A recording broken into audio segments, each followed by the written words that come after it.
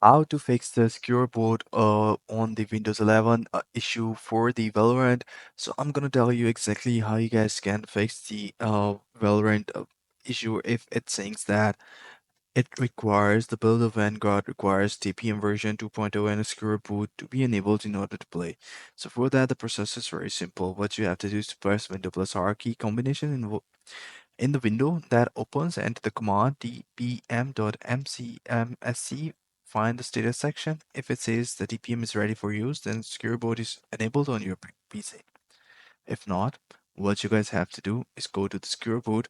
After reset, you guys can either press F1, F2, F10, F12, or delete key, depending upon the system what you're using, and that will take you to this menu.